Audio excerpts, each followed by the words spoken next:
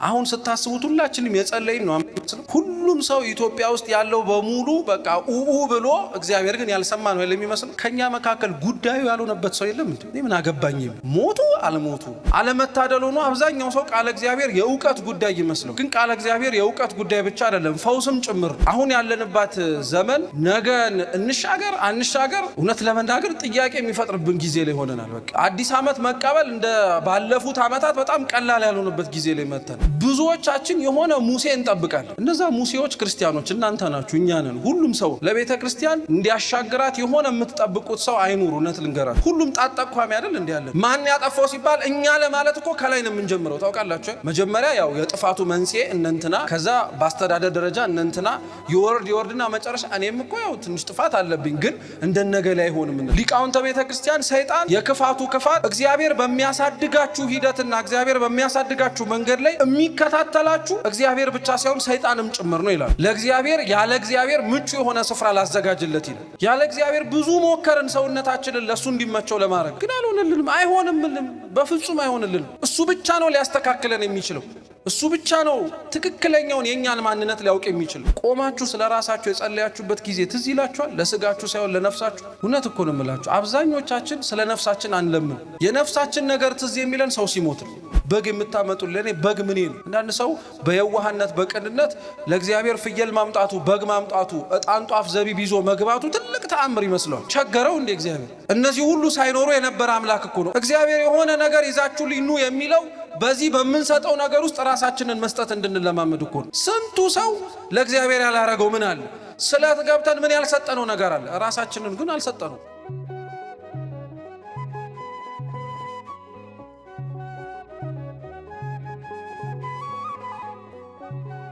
ጌታችን ኢየሱስ ክርስቶስ ይህንን ወደ ባህር ማዶ እንሻገር ብሎ ከመናገሩ በፊት አስቀድሞ በጣም ብዙ ምሳሌያቶችንና ተአምራቶችን እየፈጸመ ከህዝቡ ጋር ነበር የነበረው ጌታችን ኢየሱስ ክርስቶስን የማቴዎስ ወንጌል ምዕራፍ 5 ትርጓሜያችን ሲናገር ሰዎች ይከተሉት የነበረበት መንገድ ወይ ምክንያት በአምስት ምክንያት ነው ይላል በስንት ምክንያት እየሰማችሁ ነው በስንት ምክንያት በአምስት ምክንያት ይከተሉታል አንዳንዶች ጌታችንን ይከተሉት የነበሩት ለደም ግባቱ ነበር ውበት ስለነበረው ደም ግባት ስለነበረው መልኩን ለማየት ብለው ይከተሉት ነበር አንዳንዶች ጌታችን ኢየሱስ ክርስቶስን ይከተሉት የነበረው የቃሉን ትምህርት ፈልገው ነበር ሲናገር ካፉ የሚወጣውን ቃል በመስማት ለነፍሳቸው ቁስል ፈውስ እናገኛለን ብለው ነው ለዛ ነው ክርስቶስ ሲናገር ሲያወራም ስትሰሙት ለጻድቃን ሳይሆን ለማን የመጣውት ነው የሚለው ለኃጢያተኞች የመጣው በመሰረቱ ኃጢያተኞችን ለማጽደቅ ብቻ ሳይሆን በቃሉም ሊያከማቸው ስለፈለገ ቃል እግዚአብሔር አውቀንበት ቢሆን ክርስቲያኖች በጣም ብዙ በረከት ነበር አለመታደሉ ነው አብዛኛው ሰው ቃል እግዚአብሔር የእውቀት ጉዳይ ይመስለው ተቀምጦ የሚማረውም ቆሞ የሚያስተምረውም ሰው ቃል እግዚአብሔር ዕውቀት መሆን አለመሆኑን በጣም ጠንቅቆ ማወቅ መቻል አለበት በተለይ ደግሞ እንዳልኳችሁ አብዛኛው ሰው የእግዚአብሔርን ቃል ትምህርት መስማት የእውቀት ጉዳይና ብትሰሙት ትላንትና ያላወቃችሁትን ዛሬ የሚጨምር ብቻ ይመስለው ግን ቃል እግዚአብሔር የእውቀት ጉዳይ ብቻ አይደለም ፈውስም ጭምር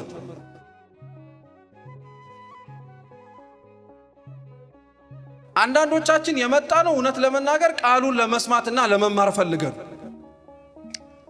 ታመናል ተጨንቀናል ነፃ ሊያወጣን የሚችልና ሊያረጋጋን የሚችል የሱ ቃል ብቻ ስለሆነ እሱን ለመስማት መተነ አንዳንዶቻችን የመጣ ነው ድባቡን ፈልገ ነው ድባቡን ይሄ ሰልፉ የቤተ ክርስቲያኒቷን ውበት ነጭ ልብስ አርጎ ህዝቡ ወደዛ ወደዚህ ሲል ድባቡን ፈልጎት የመጣም ሰው አለ ይሄም አይጣላም በመሰረቱ ድባቡን ፈልጎ ስለመጣ አንድ ሰው ልትማር አልመጣህምና ውጣ ተብሎ አይነገርም አሁን አለመታደል ሆኖ እኛ ሆነን ነው ክርስቲያኖች ሰው ወደ ቤተ ክርስቲያን እንዳይገባ ትልቅ ደንቀራ ይሆን ነው እኛ ክርስቶስ ማንንም ሰው ወደ ቤተ ክርስቲያን እንዳይገባ ቤት ውስጥ ተጠልሎ የሱን ቃል ሰምቶ ስጋውና ደሙን እንዳይካፈል የከለከለው የለም እንኳን ያመኑትን ይቀርና ያላመኑትንም እንኳን አምላካችን ይፈልጋቸው እሱን የመሰሉ ቅዱሳን እንኳን ያመኑትን ይቀርና ያላመኑት ላይ ይለምናሉ ይማጸናሉ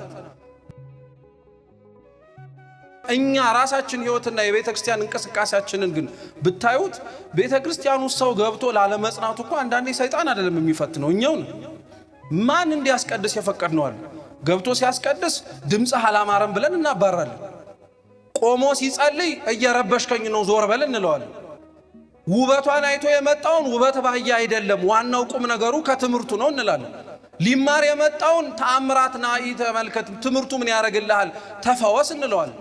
ሊፈወስ የእግዚአብሔርን ችግሩን አውቆለት እንዲድን የመጣውን ሰው ደግሞ ጸበል ለጸበል የሚንከራተተውን ጸበል ለጸበል በዞር አይደለም ቁጭ ብሎ በተማረ ነው እንለዋለን። ታዲያ በየት በኩል ሰው ይግባ? ክርስቲያኖች ሁሉም በር ላይ አጥር የሆነው እኛው ራሳችን ነው። እየጠበቅን እየመሰልን ቤተክርስቲያንን እያስከበረን እየመሰልን ብዙ ምእመናን ግን ለመውጣታቸው ተጠያቂ እኛው ራሳችን ነው። አለመታደል ሆኖ እግዚአብሔርም ሲጠብቀን ነው እንጂ አስባችሁታል? ምናልባት እግዚአብሔር በእኛ ምክንያት የወጡትን በእኛ ምክንያት ከቤተክርስቲያን የሸሹትን ሰዎች ልክ እሳት እንደጨሰው ጭስ ቢያሳይ ኖሮ እኮ በጣም ችግር ነበር። እጅግ ብዙ ኪሳራ ነበር ይታየን የነበረው። አሁን ያለንባት ዘመን ነገን እንሻገር አንሻገር እውነት ለመናገር ጥያቄ የሚፈጥርብን ጊዜ ላይ ሆነናል። በቃ አዲስ ዓመት መቀበል እንደ ባለፉት ዓመታት በጣም ቀላል ያልሆነበት ጊዜ ላይ መተናል እና ብዙዎቻችን የሆነ ሙሴ እንጠብቃለን። የሆነ የሚያሻግረን ሰው ወይ ቤተክርስቲያንን አሻግራት ሰላም የሚያወርድ ሰው እንጠብቃለን። እነዛ ሙሴዎች ክርስቲያኖች እናንተ ናችሁ፣ እኛ ነን። ሁሉም ሰው ለቤተክርስቲያን እንዲያሻግራት የሆነ የምትጠብቁት ሰው አይኑር። እውነት ልንገራችሁ ቤተክርስቲያንን ሊያሻግራት የሚችለው ሁላችንም አብረን የምንሰራው ስራ ነው። ክርስቶስ ስለዚህ በጨለማው ዘመን ለችግር ጊዜ ሊሆኑት የሚችሉትን ሐዋርያት ማስተማር ጀመረ። ያስተምርበት የነበረው ቦታ ግን በጣም ብዙ ሰው የነበረበት እንደሱና እሱ በምስጢር ሊነጋገሩ የማይችልበት ቦታ ስለሆነ በታንኳ ላይ እንሳፈራላቸው። ወደ ታንኳውም ወጡ። ክርስቶስ በዛች ታንኳ ሲያሳፍር የሚገርማችሁ ያመኑትን ሰዎች ብቻ ሳይሆን አሳልፎ የሚሸጠውንም ይሁዳንም አሳፍሮት ትቶት አልሄደም። ታንኳዋ ቤተክርስቲያን ናት። የተሳፈሩት ሰዎች በሙሉ ቤተክርስቲያን ውስጥ ያሉ ምእመናን ምሳሌ ናቸው። ታንኳ ውስጥ ያሉት ሰዎች እንደ ሐዋርያት ስብጥርጥር ያሉ ናቸው። እንደ ማቴዎስ አይነት ቀራጩ ያለበት ታንኳ ነው። አሁን ልክ ገንዘብ የሚወድ ሰው ቤተክርስቲያን ውስጥ እንዳለው ማለት ነው። እንደ ጴጥሮስ አይነት የዋህ አረጋውያን እንደ እድሜው ሳይሆን የሚፈጥንም ሰው ሊኖርበት ይችላል። ቤተክርስቲያን ውስጥም እንደ እድሜያቸው እንደ ሽበታቸው ሳይሆን እንደ ልጅ የሚቸኩሉ ሰዎችም ይኖሩባታል። እንደዚሁ ሁሉ ደግሞ እንደ ይሁዳ አሳልፎ የሚሸጠውንም ሰው እግዚአብሔር ያስቀምጠዋል። ምናልባት ልቡ ከተለወጠ ብሎ በማሰብ ማለት ነው። አሁን ቤተክርስቲያን ላይ ለገጠመውና ለሚስተዋለው ችግር በሙሉ ማን ነው ራሱን ጣቱን ቀስሮ እኔ ነኝ ጥፋተኛ የሚል? ሁሉም ጣት ጠቋሚ አይደል እንዴ ያለን? ማን ያጠፋው ሲባል እኛ ለማለት እኮ ከላይ ነው የምንጀምረው። ታውቃላችሁ መጀመሪያ ያው የጥፋቱ መንስኤ እነንትና ከዛ በአስተዳደር ደረጃ እነንትና ይወርድና መጨረሻ እኔም እኮ ያው ትንሽ ጥፋት አለብኝ ግን እንደነገለ አይሆንም እንላለን። አንዳንድ ሰው በጣም የዋህ ነው። ሰይጣን እንዴት እንደሚጠቀምበት አያውቅም። ለቤተ ክርስቲያን ሰላም ብሎ የሚወጣ ምመን የለም። እየሰማችሁ ነው። አንዳንዶቻችን በመንፈሳዊ ህይወታችን በአንዷኗራችን ለእግዚአብሔር ያዘንን እየመሰለን የምንናገራቸው ነገሮች አሉ። ለምሳሌ ቤተ ክርስቲያን ውስጥ እየገባ መግባት ግን አይገባኝም የሚል ሰው ገጥሟችሁ ያውቃል? ቁረብ እየተባለ እኔ ለቁርባን ብቁ አይደለሁም እያለ የሚያወራ ሰምታችሁ አታውቁ? ጸልይ እየተባለ እኔ ከእግዚአብሔር ፊት ቆሜ እንዴት እናገራለሁ የሚል ሰው አለ። አሁን እንደዚህ አይነት ሰው የሚመስለው ለሱ ትህትና ነው። እንዲህ አይነቱ ግን ትህትና የለም በመሰረቱ። እግዚአብሔር በጣም እኮ ነው የሚገርማችሁ። ሰይጣን በምን ያክል ርቀት ሊያሳስተን እንደሚችል ተመልከቱ። ሊቃውንተ ቤተ ክርስቲያን ሰይጣን የክፋቱ ክፋት እግዚአብሔር በሚያሳድጋችሁ ሂደትና እግዚአብሔር በሚያሳድጋችሁ መንገድ ላይ የሚከታተላችሁ እግዚአብሔር ብቻ ሳይሆን ሰይጣንም ጭምር ነው ይላሉ። አብዛኞቻችን ቤተ ክርስቲያን ውስጥ ተቀምጠን የማንጸነው ለምን እንደሆነ ታውቃላችሁ? ትላንትናችንን ሰይጣን ሲያስታውሰን ጆሮ ስንሰጠው። እግዚአብሔር በጣም ድንቅ አምላክ ነው። ክርስቲያኖች እውነት ትላንትና ስለነበራችሁት ኃጢአተኛነት የሚኮንን ሳይሆን ዛሬ ስላልገባችሁት ንስሐ ነው ክርስቶስ የሚጠይቀው። ትላንትና የነበራችሁን ኃጢአተኝነትማ አለፈ ትላንትናው። ዛሬ ስላልገባነው ንስሐ ግን ይጠይቀን። ያቺን ቀን እንዳናልፋት ስለሚፈልግ ማለት ነው። አንዳንዴ ጌታችን ኖሮ እንዳልኖረ እያለ እንደሌለ የሚመስለው በደንብ እንጮህ ስለሚፈልግ። አሁን ስታስቡት ሁላችንም የጸለይን ነው አምስት ሁሉም ሰው ኢትዮጵያ ውስጥ ያለው በሙሉ በቃ ኡኡ ብሎ እግዚአብሔር ግን ያልሰማ ነው የሚመስለው። ከኛ መካከል ጉዳዩ ያልሆነበት ሰው የለም እንዴ? እኔ ምን አገባኝ? ሞቱ አልሞቱ ምንም የሚመለከተኝ ነገር። ለኛ ግን ስናስበው ሁሉም ጮሆ እግዚአብሔር ያልሰማን ይመስል። በፍጹም ሁላችንም ከልባችንማ ብንጮህ ይቀርና አንድ ሰው ከእግዚአብሔር ፊት ቢጮህ ድምፁ በደንብ አድርጎ ነው የሚሰማ።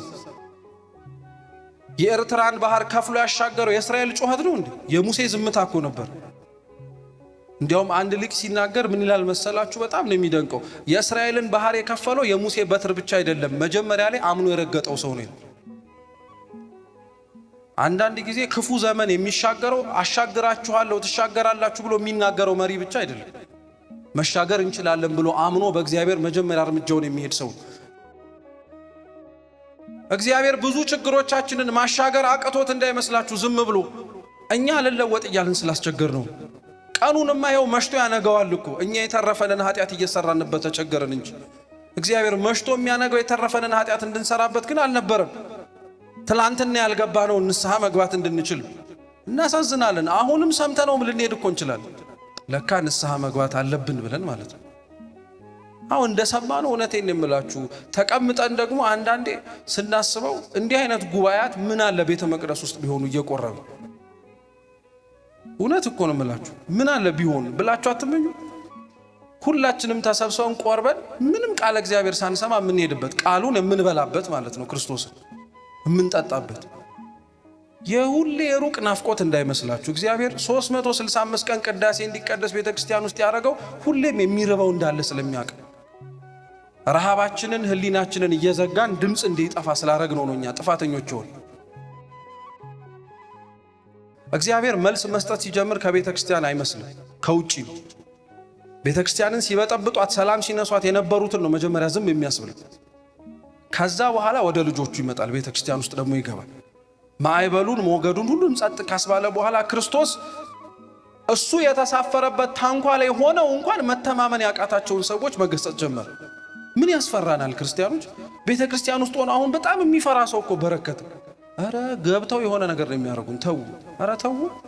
ቤተክርስቲያን ውስጥ እንዴት ሰው ይፈራል? ቤተክርስቲያን ውስጥ እንዴት ሰው ይሳቀቃል? ቤተክርስቲያን ውስጥ እኮ አሁን ልክ እንደ ታንኳው ላይ ዝም እንዳለው እኮ እግዚአብሔር ዝም ብሎ እኮ አለ። እኛ በጮህን ቁጥር የማይሰማ የሚመስል እኛን ሊነኩን በመጣ ቁጥር ግን መልስ ለመስጠት ቀና የሚል አምላክ እኮ ነው ያለው። እንዴት ሰው ቤተክርስቲያን ውስጥ ሆኖ ይፈራል? እንዴት ሰው ከእግዚአብሔር ጋር ተጣብቆ ይፈራል? እነሱን ገሰጻቸው። እንዴት አታምኑም አላቸው። በጣም እኮ ነው የሚያሳዝነው እውነት። እሺ እኛ ስንበል አሁን ያለው የዘመን ሰው እንደ ሐዋርያቱ ክርስቶስን በአካል አላየውም እንበል። ከሐዋርያት የበለጠ ነገር ግን ክርስቶስ ለኛ አድርጎልናል። ሐዋርያት ክርስቶስን አይተውት ሊሆን ይችላል፣ እኛ እንድንበላው እንድንጠጣው አድርጎናል። እዚህ ቦታ ላይ ሆነው እንደተጠበቁት ሆኖ ባለመገኘታቸው አምላካችን ተናገራቸው። እንዴት ይሄን ልታረጉ ቻላችሁ? አለማመናቸውን ገሰጻቸው። ሰውነታችን ታንኳው ነው፣ ያረፈበት ክርስቶስ ነው። በ40 በ80 ቀን ክርስትና የተነሳችሁ ሁላችሁም የተነሳን ክርስቶስ ወደድም ጠላችሁም ሰውነታችሁ ማረፊያው እንዲሆን ይፈልጋል። ለቤተ መቅደሱ በምንሮጠው ልክ ለኛ ሰውነት ብንሮጥ ኖሮ የት በደረስን ኖሮ። ለዛ ነው ልበ አምላክ ዳዊት መዝሙር 76 ላይ ሲናገር ምን ብሎ ይናገራል? አምላካችን እንዲህ ይላል፣ ፍየል የምታመጡልኝ ፍየል ለኔ ምኔ ነው? በግ የምታመጡልኝ ለኔ በግ ምኔ ነው? አንዳንድ ሰው በየዋህነት በቅንነት ለእግዚአብሔር ፍየል ማምጣቱ በግ ማምጣቱ ዕጣን ጧፍ ዘቢብ ይዞ መግባቱ ትልቅ ተአምር ይመስላል። እንደዛ ሲባል አትመጽውቱ አትስጡ ማለት አይደለም። ግን እግዚአብሔር እውነት የሚፈልገው በግ ነው፣ ጧፍ ነው፣ ዕጣን ነው፣ ዘቢብ ነው። ቸገረው እንደ እግዚአብሔር? እነዚህ ሁሉ ሳይኖሩ የነበረ አምላክ እኮ ነው። እኛ ጧፍ እናብራለህ ብንለው ብንሰጠው ያ ጧፍ እኮ ይከስማል። የማይጠፋ ብርሃን ውስጥ የሚኖር አምላክ እኮ ነው። እኛ የሆነ ዕጣን እናጥንልህ ብንለው ፍህሙ ሲጠፋ እኮ ዕጣኑም አብሮ ይጠፋል። በሰማያት እኮ የማይጠፋ ዕጣን የሚታጠንለት አምላክ እኮ ነው።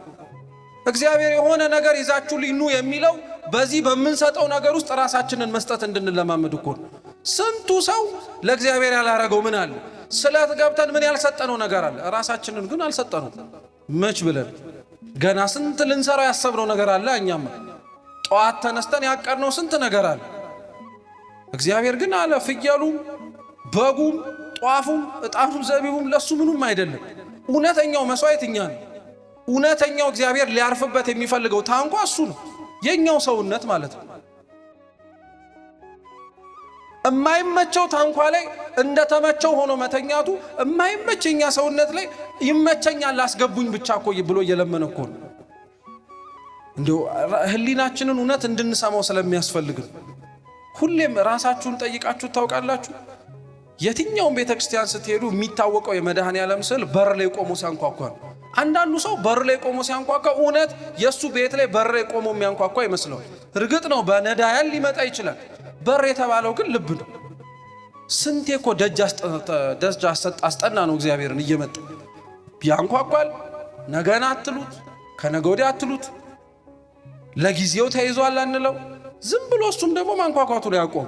ባይመችም መቀመጥ ስለሚፈልግ እሱ ከገባበት በኋላ ነው የሚመቸው። ቀላል የማይባል ሰው እኮ ነው። እውነቴን እንደምነግራችሁ ለእግዚአብሔር ያለ እግዚአብሔር ምቹ የሆነ ስፍራ ላዘጋጅለት ይላል። ያለ እግዚአብሔር ብዙ ሞከርን ሰውነታችንን ለሱ እንዲመቸው ለማድረግ ግን አልሆነልንም። አይሆንምልንም፣ በፍጹም አይሆንልንም። እሱ ብቻ ነው ሊያስተካክለን የሚችለው። እሱ ብቻ ነው ትክክለኛውን የኛን ማንነት ሊያውቅ የሚችለው። አንዳንዴ ስለ ጎሰቆለውና እንዲያርፍበት ስለምንፈልገው ሰውነታችንን እግዚአብሔርን መለመን አለብን። ቆማችሁ ስለ ራሳችሁ የጸለያችሁበት ጊዜ ትዝ ይላችኋል? ለስጋችሁ ሳይሆን ለነፍሳችሁ። እውነት እኮ ነው የምላችሁ። አብዛኞቻችን ስለ ነፍሳችን አንለምን። አብዛኞቻችን የነፍሳችን ነገር ትዝ የሚለን ሰው ሲሞት ነው፣ ወይ የነፍሳችን ነገር ትዝ የሚለን ስለ ነፍሳችን ሲወራ ነው፣ ወይ የነፍሳችን ነገር ትዝ ሲለን ሲከፋን፣ ሲጠበን፣ ሲጨንቀን እንጂ በደናው ቀን ደስ ባለን ጊዜ የነፍሴን ነገር አደራ እንላለን። እማንሞት እኮ ነው የሚመስለን። አንድ ቀን አለመኖር እንዳለ እኮ ረስተነዋል። ይነጋል ያልነው ቀን መሽቶብን በዛው ልንቀር እኮ እንችላለን። ግን ምንም አይመስለንም። እኛ ዘመን አልፎ ዘመንን ለመሻገር የሚያስብ ሰው በሙሉ እውነቴን እንምላችሁ ትላንትና ከዛሬ ሊለይ የሚችለው እኛ ስንስተካከል ብቻ ነው። ሌላ ምንም ተአምር አንጠብቅ። ሌላ ምንም ሊመጣ ይችላል ብለን የምንጠባበቀው ነገር አይኑር። አደዩ ሲፈነዳ ጊዜውን ጠብቆ ይከስማል። ሁሉም የምትመለከቱት ነገር በሙሉ ክርስቲያኖች ሐላፊ ነው፣ ጠፊ ነው ብለን የምንናገረው ለዚህ ነው። እና ወደ ማዶ ወደሚባለው ወደ አዲሱ ዘመን ስንሻገር ነፍሳችንን ትላንትና ከነበረችበት ከኃጢአት ችግር አላቀን ወደ እግዚአብሔር ለመስጠት እንዳገባነው ዕጣን ጧፍ ዘቢብ ሳይወጣ ለእግዚአብሔር ተተክሎ ለመግባት እሱ በቸርነቱ ይፍቀድልን። ያስተማረን የመከረን አምላካችን ስሙ የተመሰገነ ይሁን። በተማርነው ፍሬ እንድናፈራ አምላካችን ቅዱስ እግዚአብሔር ይርዳን።